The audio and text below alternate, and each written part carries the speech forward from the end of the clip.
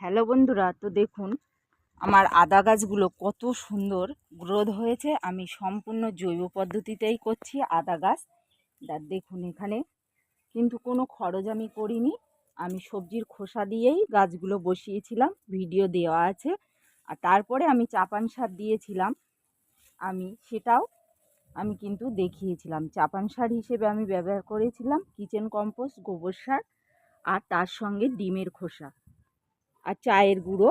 তো দেখুন আমার গাছগুলো কিন্তু খুব গ্রোথ হয়েছে, আর যত ঝাড় হবে তত কিন্তু আদা হবে। তো দেখুন গোড়ায় দেখছেন কত সুন্দর সুন্দর গাছে নতুন করে আবার ছাড়ছে। আর এদিকে দেখুন হলুদ গাছ। এবারে আমি ছাদ বাগানে কিন্তু প্রচুর হলুদ গাছ লাগিয়েছি। দেখুন প্রতিটা হলুদ গাছের গোড়ায় কিন্তু খুব সুন্দর। আর এদিকে আদা গাছগুলো দেখুন কত সুন্দর হয়েছে।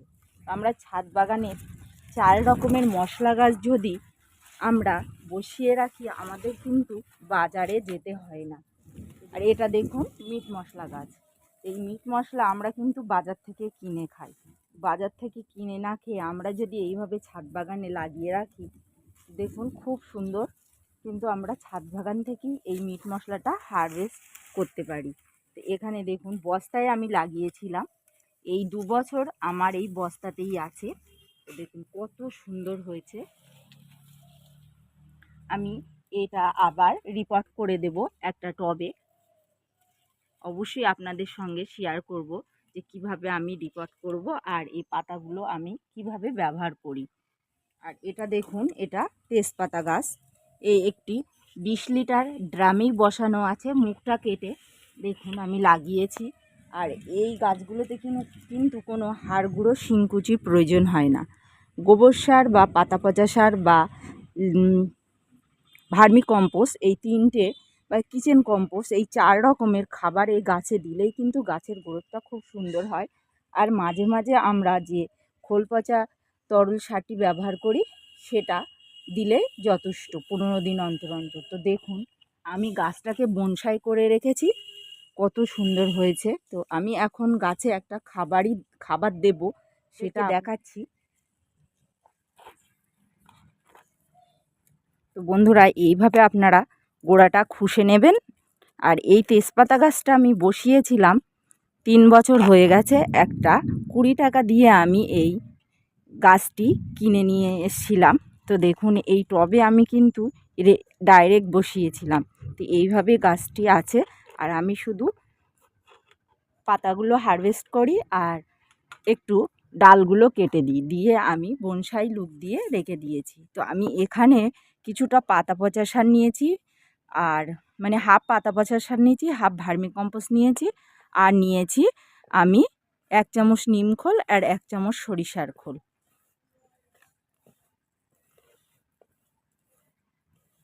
নিয়ে আমি এই গাছের গোড়ায় দিয়ে দেব। তো এটা আপনারা কতদিন অন্তর অন্তর দেবেন? আপনারা এই খাবার 3 মাস অন্তর অন্তর দেবেন। দিলে আপনাদের গাছের গোড়ায় আর কোনো খাবার দেওয়ার প্রয়োজন নেই। তো হাড় গুঁড়ো শিংকুচি এগুলো আপনাদের দিতে হবে না, কারণ আমি যেভাবে পরিচর্যা করছি সেইভাবেই আপনাদের সঙ্গে শেয়ার করছি। এখানে আমি কিন্তু হাড় গুঁড়ো শিংকুচি ব্যবহার করি না। আর বছরে 2 বার আমি একটু হিউমিক অ্যাসিড ব্যবহার করি। তো দেখুন, আর আমরা যে জৈবভাবে অ্যালোভেরার পাতা বা নিম পাতা এগুলো যে লিকুইড আমরা বানিয়ে গাছের গোড়ায় দিই, সেগুলো আমি ব্যবহার করি। তো এইভাবে প্রতিটা আদা গাছে, হলুদ গাছে, তেজপাতা গাছ, মিট মশলা গাছে আপনারা অবশ্যই দেন, দেখবেন আপনাদেরও কিন্তু গাছগুলো খুব সুন্দর হবে আর বাজার থেকে আমাদের মশলা কিনতে হবে না।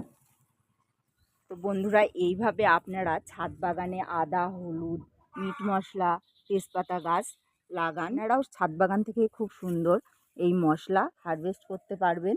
আর ভিডিওটি যদি ভালো লাগে লাইক, কমেন্ট ও শেয়ার করবেন। আর আমার চ্যানেলে নতুন নতুন ভিডিও দেখার জন্য চ্যানেলটিকে অবশ্যই সাবস্ক্রাইব করে রাখবেন। এই